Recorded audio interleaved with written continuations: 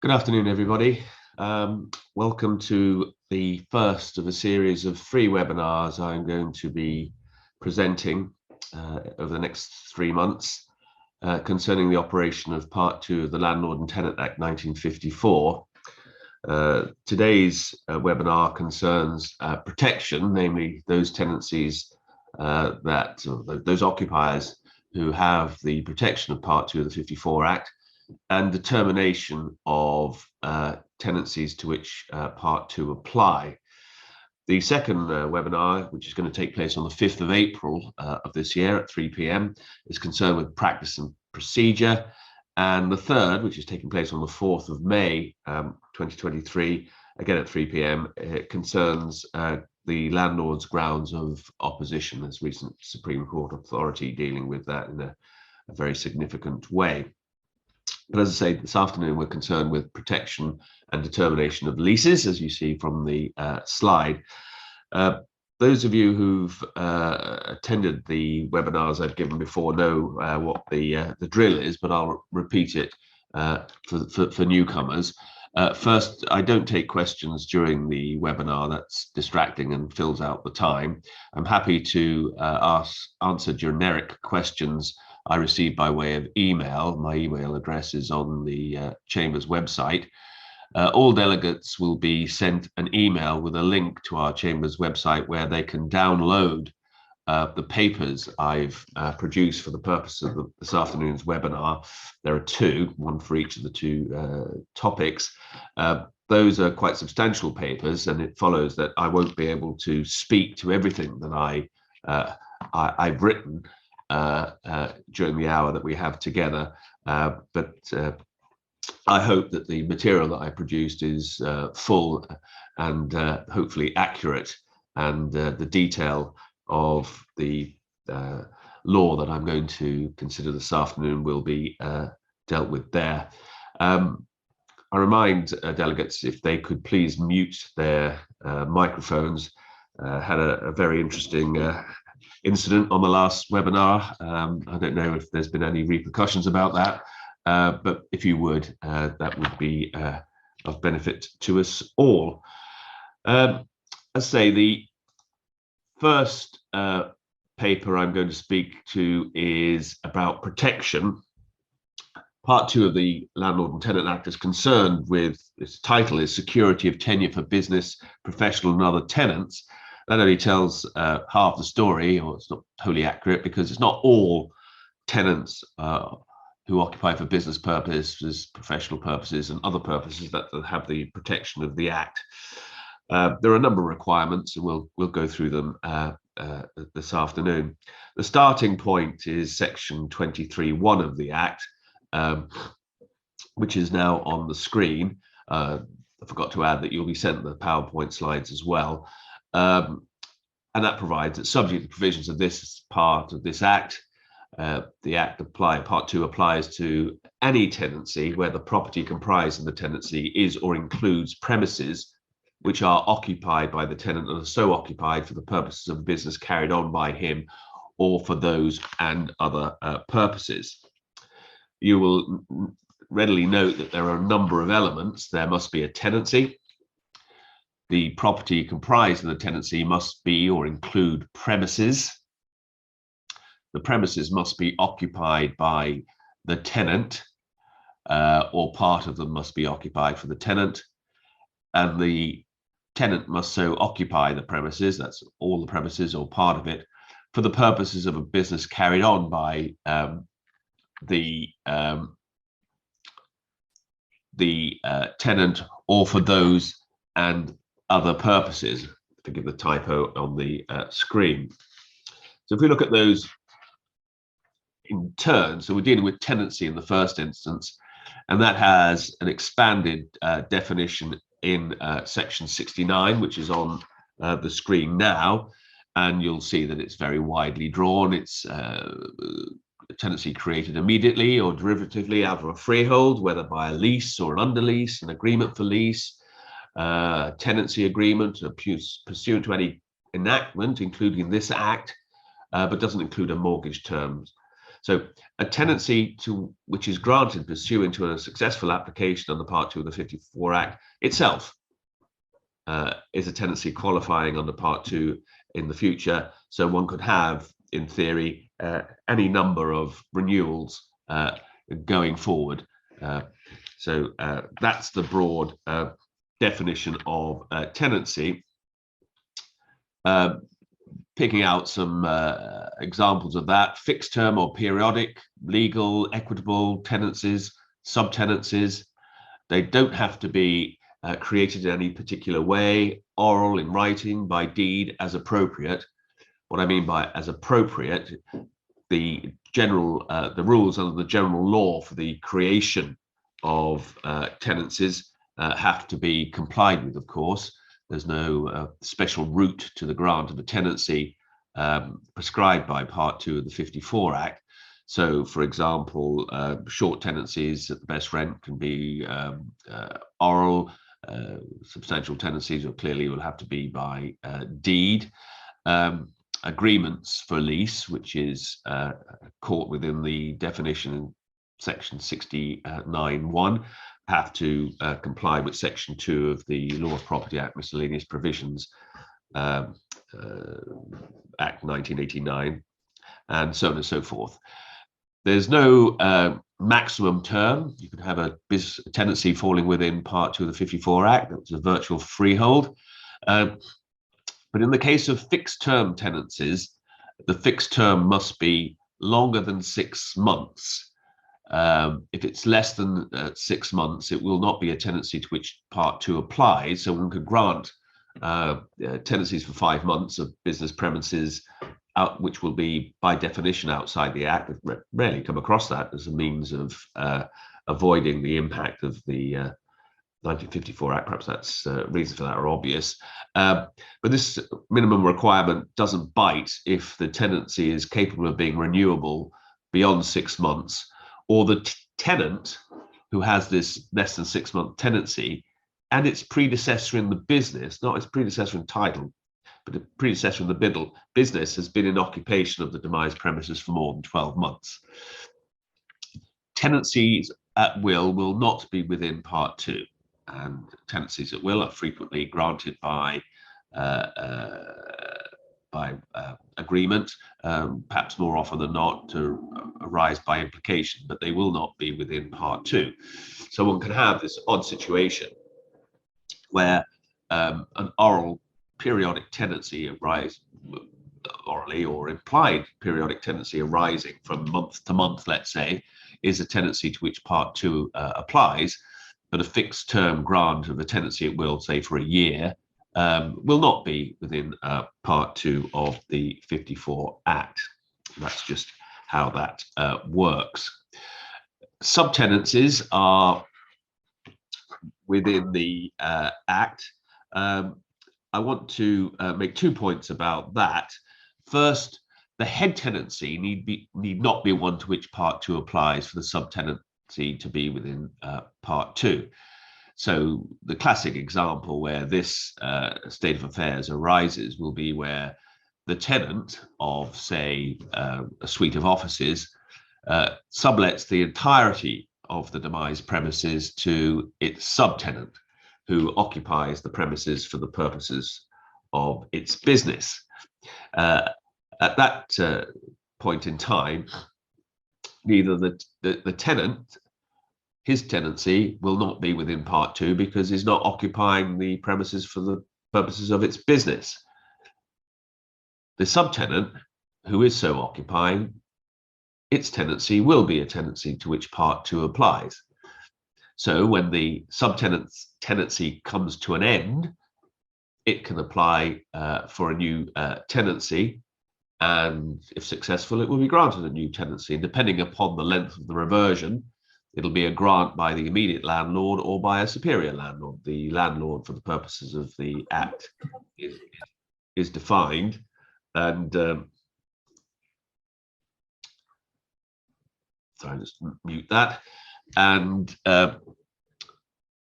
when the head tenancy comes to an end, if it comes to an end before the subtenancy does, which is continuing under the Act, then the tenant disappears and the relationship of landlord and tenant between the superior landlord and the subtenant comes into existence.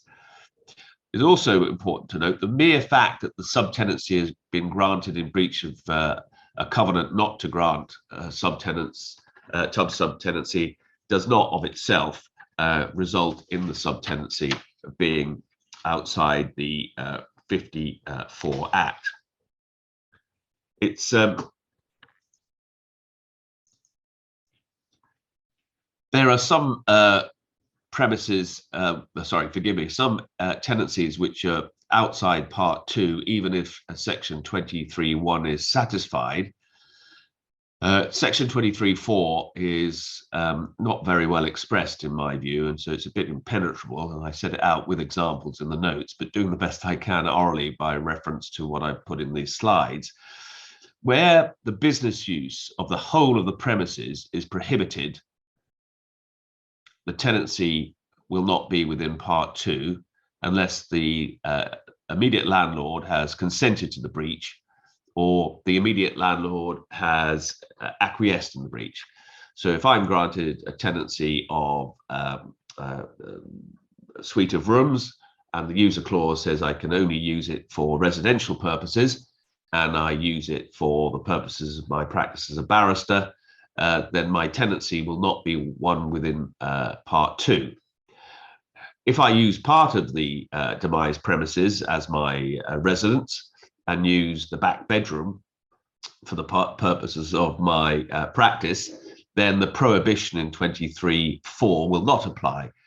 The prohibition has got to attract the whole of the premises. And again, there's an exception if there's consent or acquiescence. This is where it gets a little bit turgid. There are two prohibitions that are not prohibitions within Section 23(4). If there's a prohibition for use of the purposes for the purpose of a specific business, then using it for another business other than the specific business doesn't take the tenancy outside the 54 Act. So if the prohibition says one can't use for the business of a bookmaker, but one uses it for the purposes of a clothes retailer, then Section 23(4) doesn't prevent the tenancy being a tenancy to which Part 2 applies. And the converse of that is a prohibition of use for the purposes of any but a specified business. That is not a prohibition. That is caught by 23(4). A prohibition expressly within 23(4) is use for the purposes of one or more of the classes of business specified in Section 23(2), namely a trade, profession, business, or any activity carried on by a corporate or incorporate body. We'll look at what business use means in a little while. So if there is a prohibition on me using my demise premises for the purposes of my profession as a barrister, and I use it for those purposes, then I will my tenancy will not be one to which Part 2 applies. Section 23(5) excludes the operation of Part 2 where the prohibition is for business purposes and extends to the whole of the premises, and the tenant's breach consists wholly of carrying on a home business. And this prohibition bites even if the landlord has consented, or the predecessor has consented, or the immediate landlord has acquiesced. A home business is defined in Section 43(z)(4) as being a kind which might reasonably be carried on at home. I was thinking about that over the last few days. I've seen many businesses being conducted from home, but they tend to be office type users, although I'm sure people could smelt gold, bring back gold in your garden, or knock up some pottery in a shed. But anyway, that prohibition takes the tenancy outside the Act. I must confess I've never come across a home business tenancy case since 43(z) was introduced by amendment. There's a whole bunch of tenancies that are excluded, not by Part 2, but by its own, by the different acts, and agricultural holdings, farm business tenancy, and mining lease, and come across many of those. Tenancy granted to an employee, essentially, there's some exceptions. Tenancy granted for the purposes of code rights under the Communications Act 2003, whatever that might be. Home business tenancy, as I just mentioned, a tenancy granted for not more than 6 months. As I've said, an interesting exclusion is the second bullet point that's on the screen now. And it's a little involved, but it's one of those sort of clever points that has occurred to me, that when a tenant makes an application to the court for a new tenancy and the application is successful, the court makes an order for the grant of a new tenancy on the terms that have been agreed or determined by the court. A tenant can apply within 14 days of that order being made for an order under Section 36(2) to revoke the order of the court granting the new tenancy. The tenant might do that, for example, if it's done badly in a debate about the terms of the new tenancy and it doesn't like the terms of the new tenancy, rent too high or whatever the case may be. So the tenant's got 14 days, which essentially he can say, I don't want this new tenancy. In such circumstances, the court will order that the current tenancy will continue for such time as it's essentially reasonable for the landlord to relet the premises. That's an unknown date. Well, during the time between the court making the 36(2) order revoking the order for the grant of a new tenancy and the end of the current tenancy, that current tenancy will not be within Part 2. So a tenant can't apply for an order for a new tenancy, revoke that order because he doesn't like it, and then apply a second time for a new tenancy under the Act. That's not permitted. Moving on to another of the requirements, we're talking here about property and premises. Neither of those expressions are defined in the Act, but it must be of real property. The tenancy must be of real property, not chattels. However, the premises, the property and the premises, needn't consist of land with buildings or structures. Open ground will do. Wandsworth and Singh is a case of mine, decided that long ago, where the devised premises vested in Wandsworth was a very modest open piece of ground which had paths around it, some trees, bit of grass and park benches.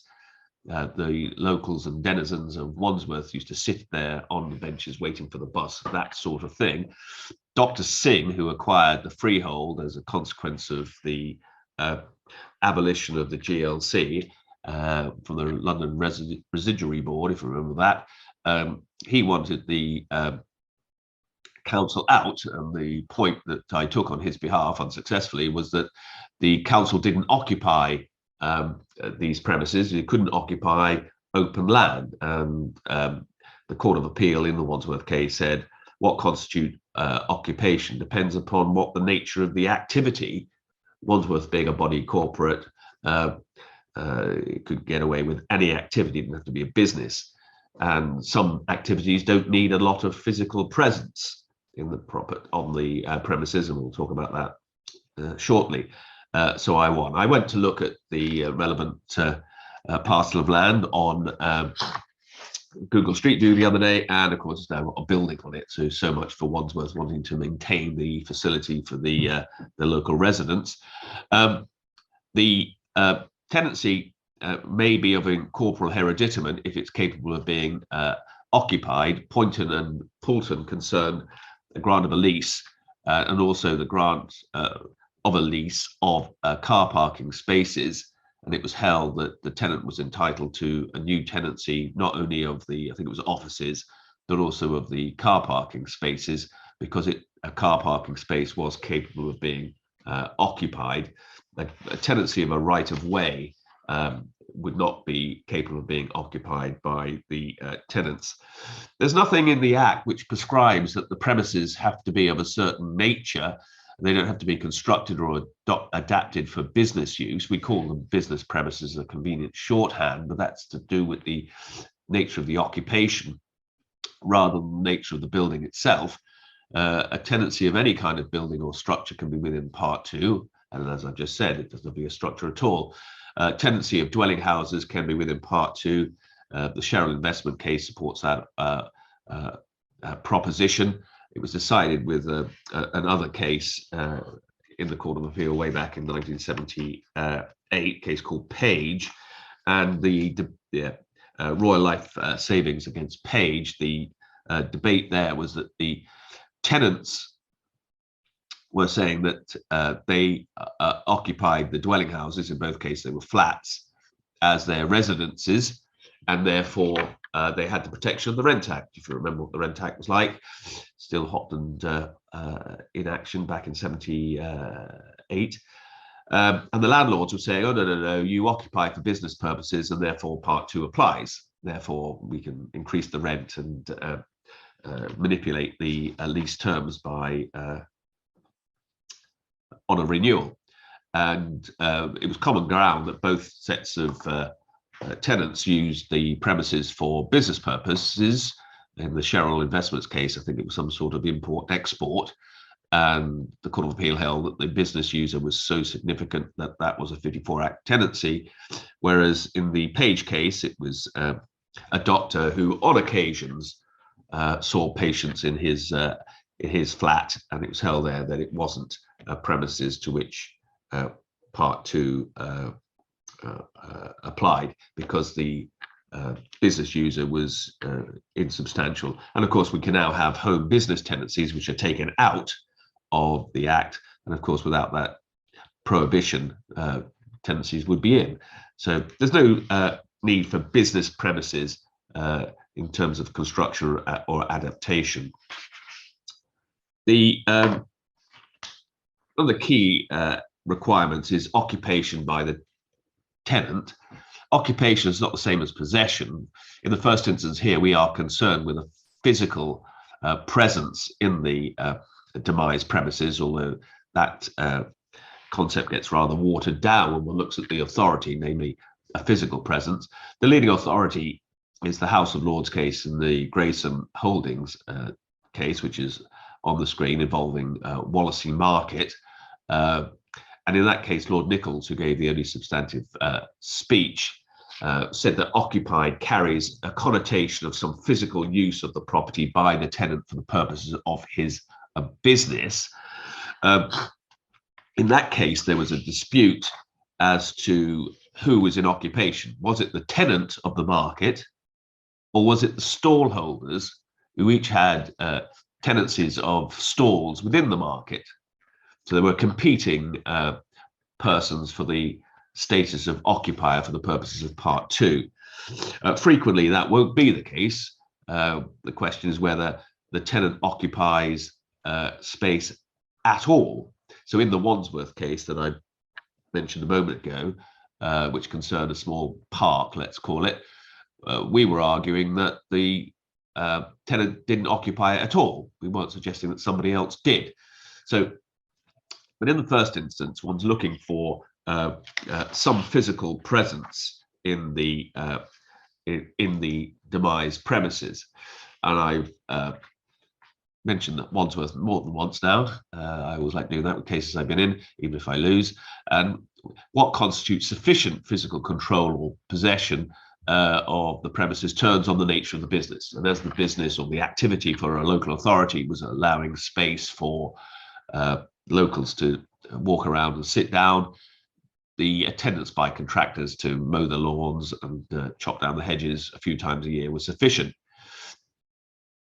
If there is no physical control or use, an intention to occupy the premises may be sufficient.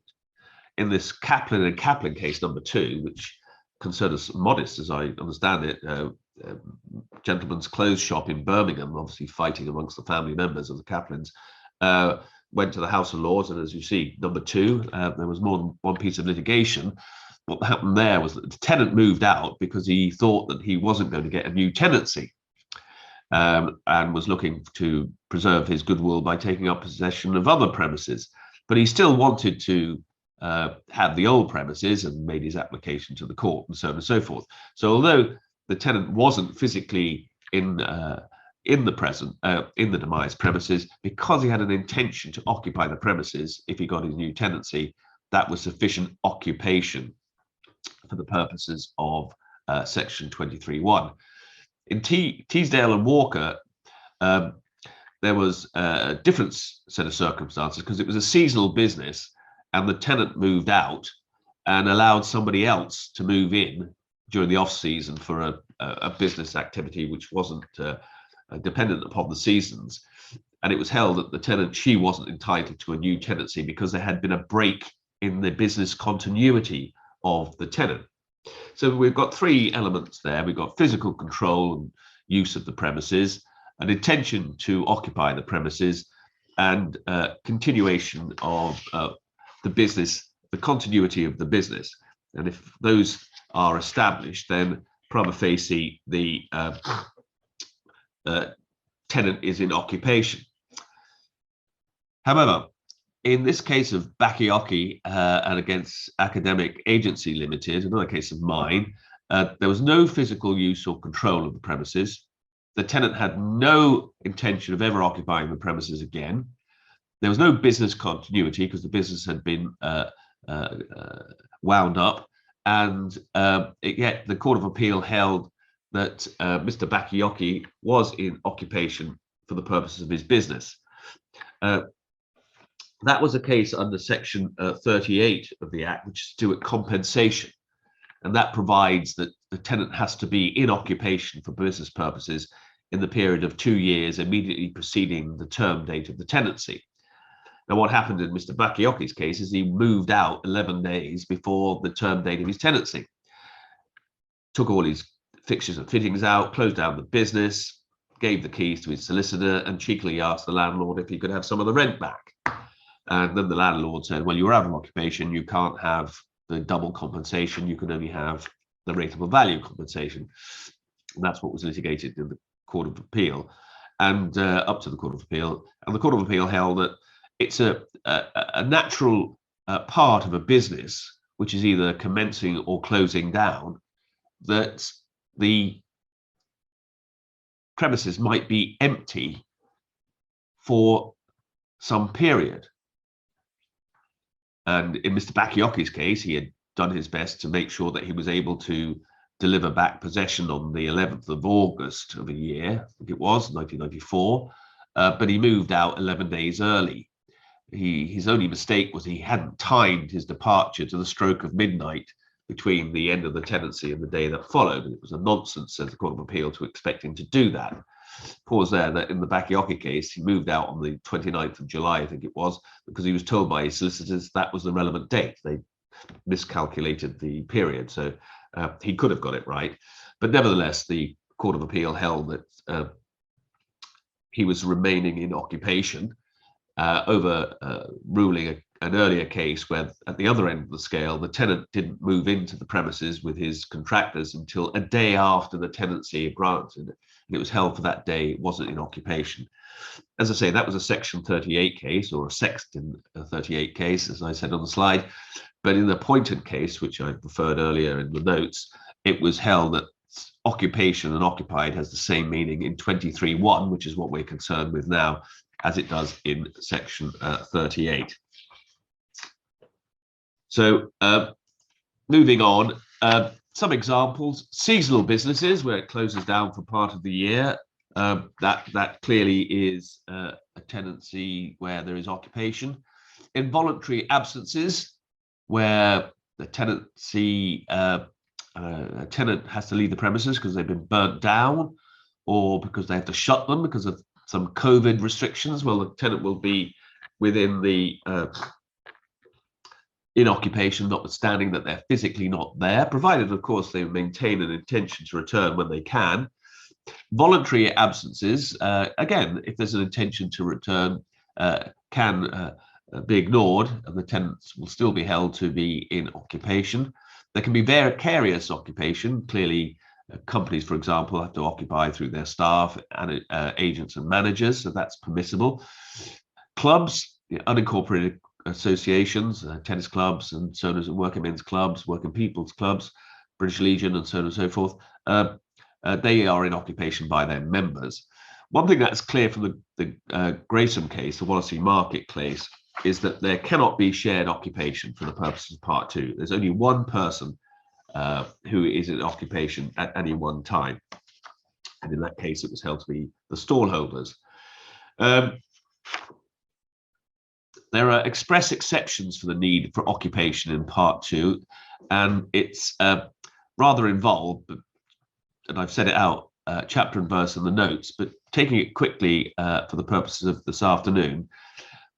Section 23(1)(a) is a provision which was introduced in 2003, which essentially provides that if the tenant's company is in occupation of the premises, and if the tenant's company is carrying on its business in the tenancy in the demised premises, it will be the equivalent of the tenant being in occupation. That dealt with a problem that used to arise from time to time, where a tenant, for example, would open his or her shop, start trading, and then because it was so successful, would be advised by their accountant to incorporate the business. So rather than Miss Smith Limited, it would be X Smith Limited, rather than the individual. Then when it came to the renewal, the landlords would successfully argue that the tenant was in occupation, rather it was the company, and in any event, the business being carried on was the company's business, not the tenant's business, and therefore the tenancy didn't fall within the Act. That's no longer the position now. If the tenant owns the company, what owns mean is defined in the Act, then that's fine. Similar sort of thing with group companies, which has always been part of the 54 Act, that an occupation by one company within a group is treated as the occupation of the other. So if within the group, if A is the tenant and A2, a group company, is an occupation carrying on A2's business, that will be treated as the occupation by the tenant. Trusts and beneficiaries, if the tenancy is held on trust, so that means the legal estate will be vested in the trustees, occupation by the beneficiaries is treated as the occupation by the tenant for the purposes of Part 2, that's Section 41, and ditto with government departments. So back in the day, the Department of the Environment used to hold many, if not all, of the leases for government departments, and government departments, other government departments would occupy. In those circumstances, the occupation by the Department of Transport in premises leased to the Department of Environment would be treated as occupation by the tenant for the purposes of an activity that it was carrying on. The last bullet point I want to make is the occupation for other purposes. As has been made clear, I hope, by Section 23, that the tenant doesn't have to occupy the entirety of the demised premises. It can be occupied for business purposes and other purposes. Those other purposes can be anything you like. Most obviously, they could be residential. Think of a shop with a flat above. Tenant carries on its business in the shop and occupies the flat, or sublets the flat to, or lets their grandchild occupy the flat, whatever it might be, or leaves it empty. So in those circumstances, the tenancy is, the entirety of the tenancy is still within the 54 Act. However, one's got to be careful, because as of right, the tenant is only entitled to a new tenancy of something called the holding.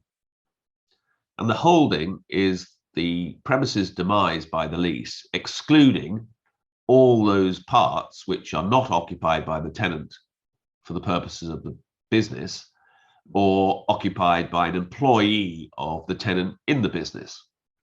So coming back to the example I gave at the shop with the flat above, if the tenant is carrying on its business in the shop and the flat is empty or sublet to Mr. Smith, when the tenant applies for a new tenancy, it is only entitled to a new tenancy of the shop, not the shop and the flat. However, the landlord has the option of requiring the tenant to take the tenancy of the entirety of the demise premises if in terms of estate management it's in the landlord's interest to do so. Landlords don't want bits of buildings floating around which they have to take back. So in a case like that, it may be in the landlord's interest for the tenant to have the lease, the new lease of both the shop and the flat. And if you have bigger premises, then clearly the rent will be well, usually will be more, will be higher than it would otherwise be for just the shop. Business occupation 23(2). Business means trade, profession, or employment, and that's an exhaustive list.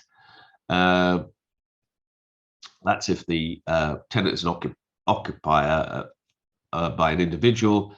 If the tenant is a body corporate, company, or unincorporated association, such as a club, then it's any activity carried on by them, and that's widely construed. So a tennis club who uses the demise premises as a clubhouse and tennis courts, that would be a activity caught by section 23(2), and the tenancy, all other things being equal, would be within part 2, even though, for example, they're not making any profit. It's important to note that the premise must be occupied for the purposes of the tenant's business, but the business needn't be carried on in or on the premises. In the Harley Quinn and Forsyth Kerman case, the demise premises was a parking space in a basement of a block of flats or offices somewhere in the West End. The tenant was the firm of solicitors, and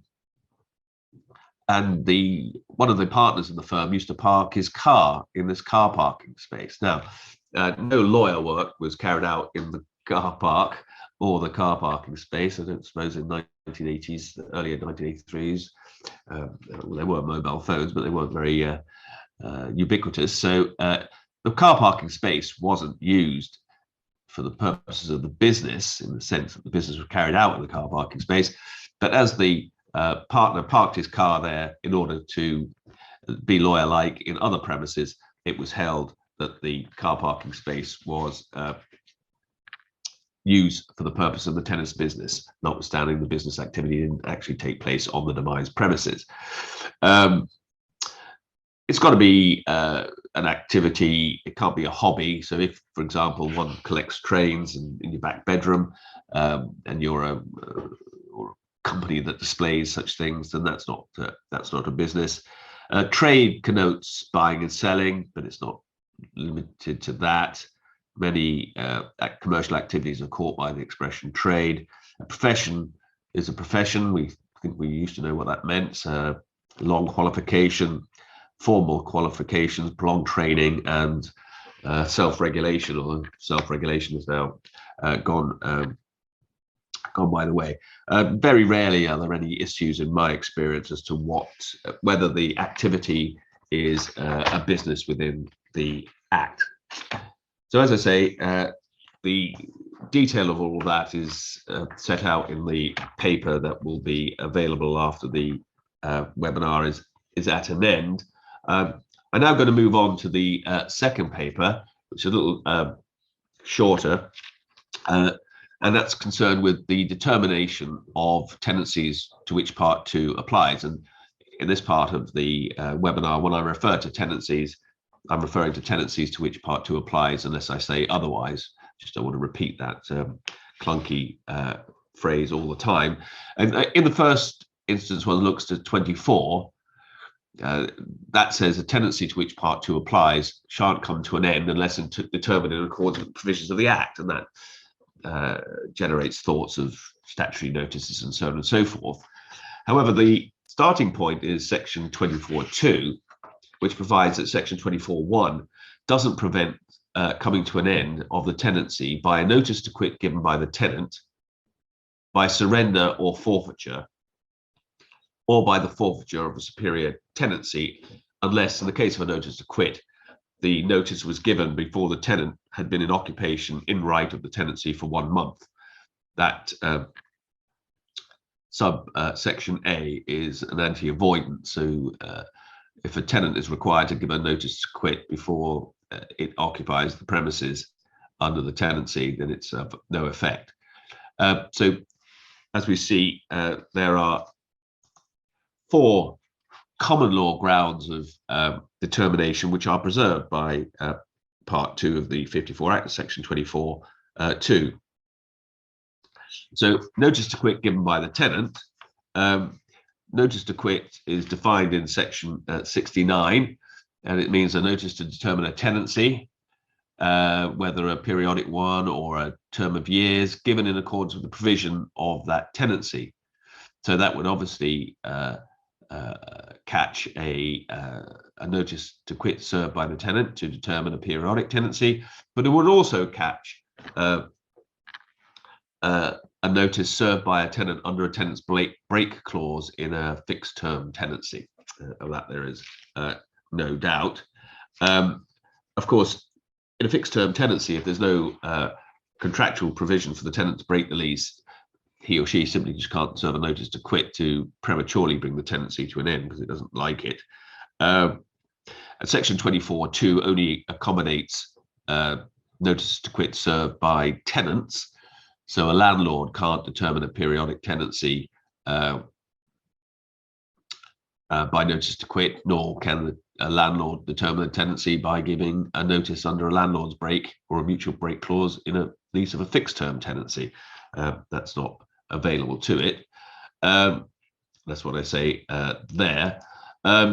Surrender, shan't go into that in any detail. I've given a paper about that last year.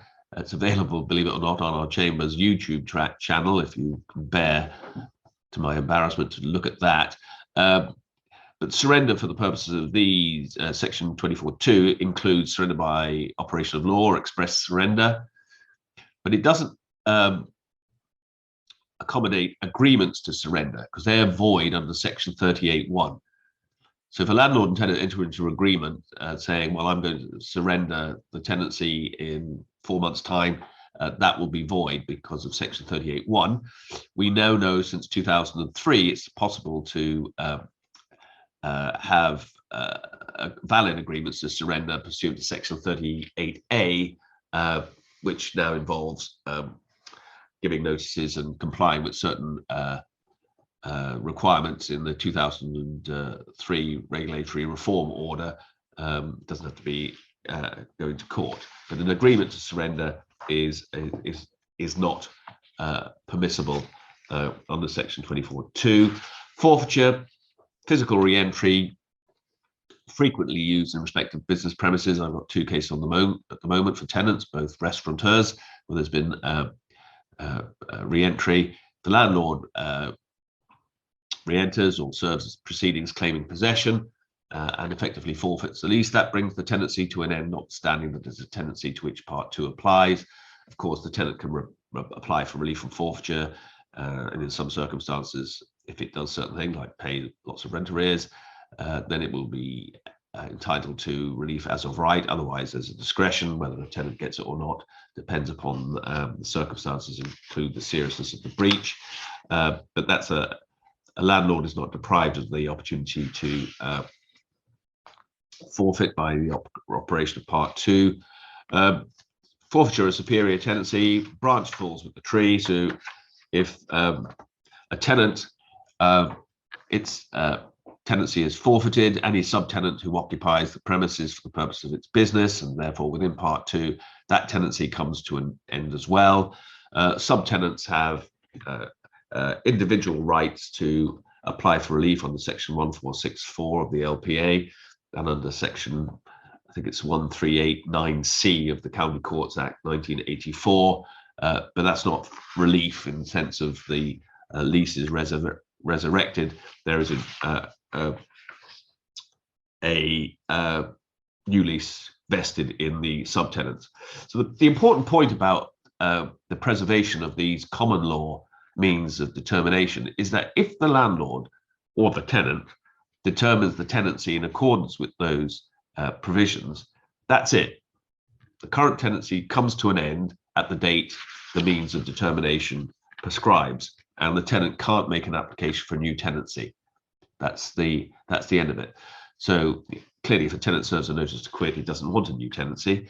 But it might change its mind, but once it's served the notice to quit, it can't withdraw it.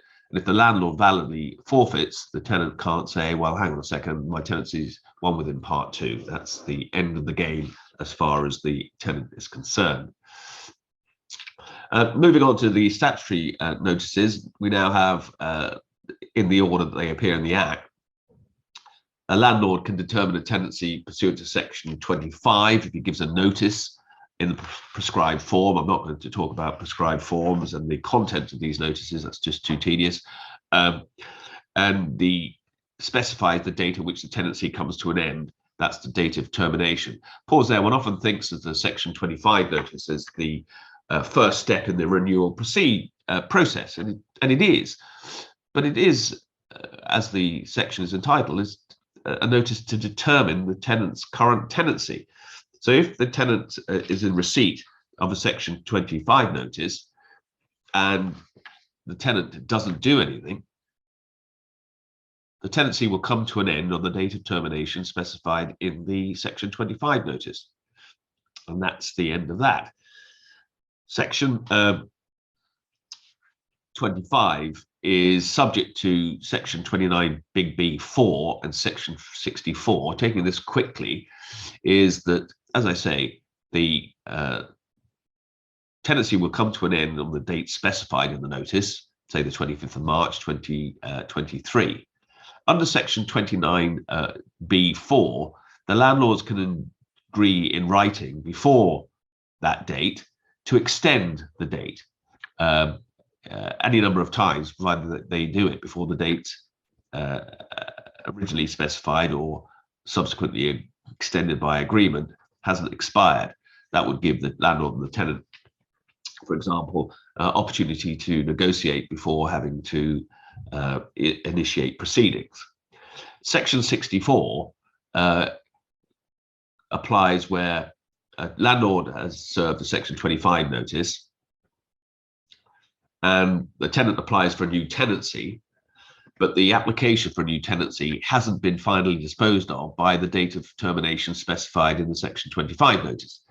And in almost every case, that will be the case, because the landlord can give up to a year's notice in a section 25 notice. We'll look at that in a second.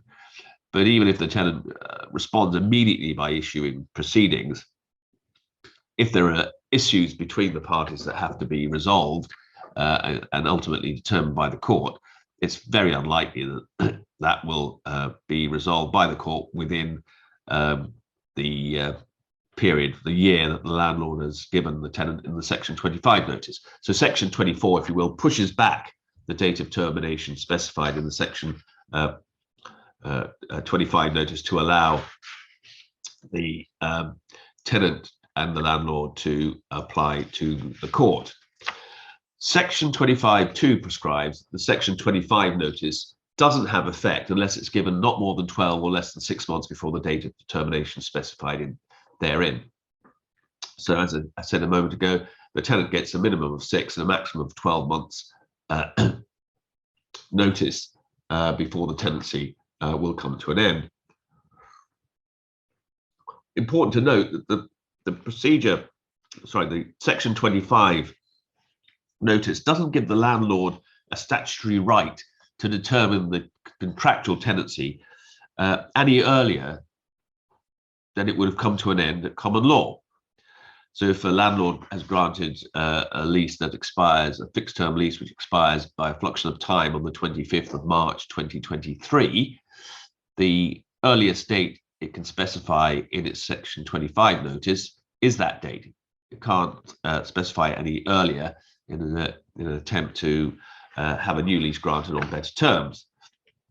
Similarly, if it's a periodic tenancy, the section 25 notice can't determine the periodic tenancy any earlier than the landlord could have determined the periodic tenancy at common law by giving a notice to quit on the same day as the section 25 notice. So it doesn't allow the landlord to interfere with the contractual term that is written in stone.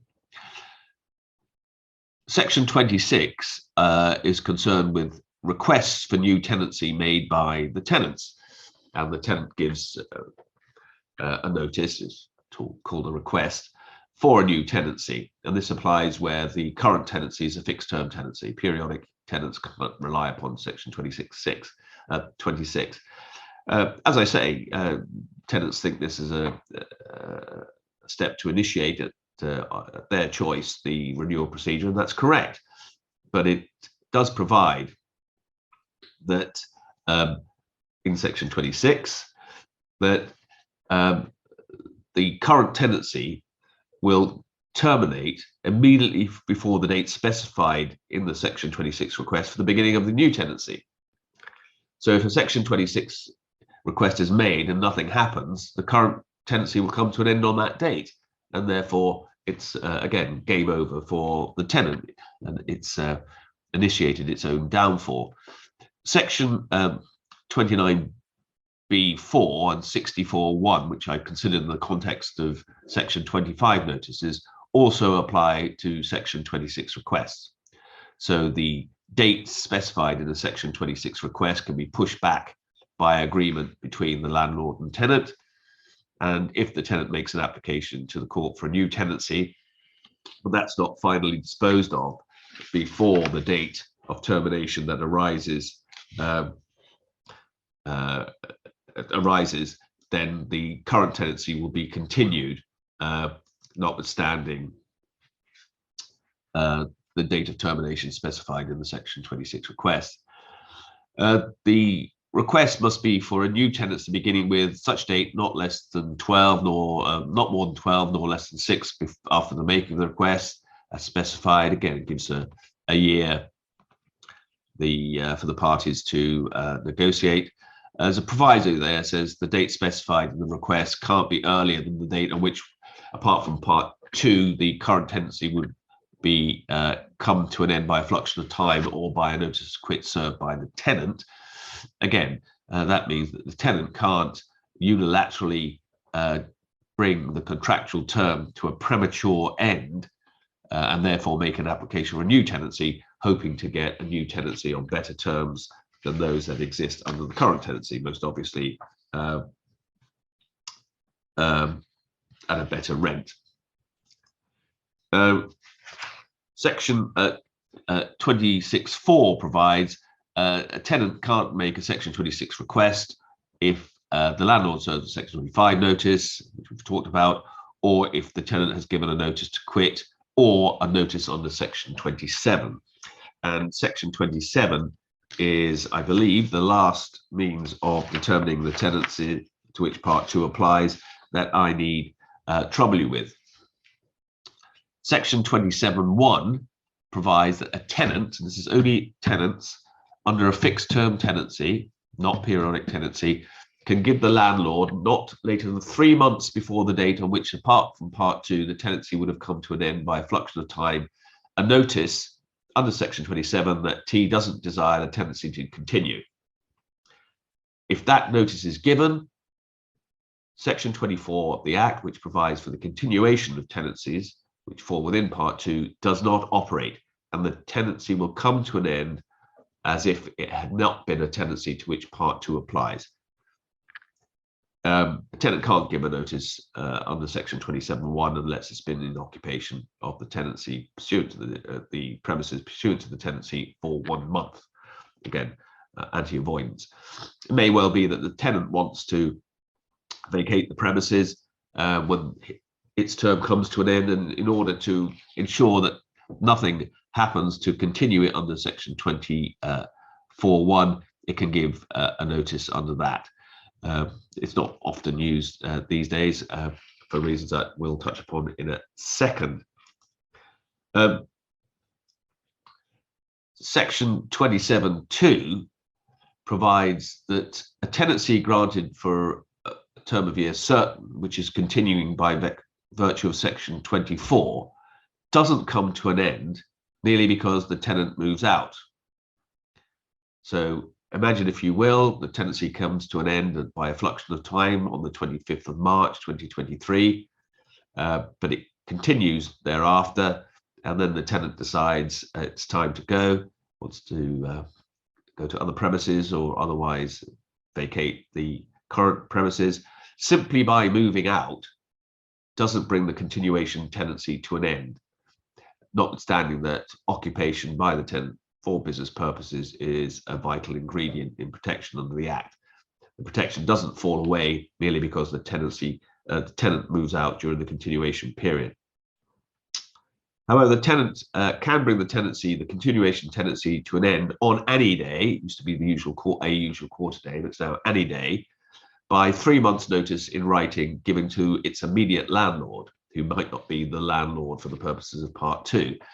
And that notice can be given after the date the tenancy would have come to an end, or before that date, but again, not before the tenant has been in occupation in right of the tenancy for 1 month.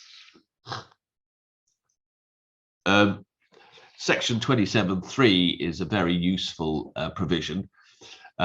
That applies where section 27(2) notice has been given, namely the bringing to the end the continuation tenancy. If rent has been paid in advance in respect of a period that begins before and ends after the tenancy is terminated by a section 27(2) notice, any rent paid by the tenant in excess of the amount is to be apportioned to the period before the tenant termination is recoverable from the landlord. So if the rent is payable in advance on the usual quarter days, the tenant gives a section 27(2) notice, which, as we've seen, can determine the tenancy on any day.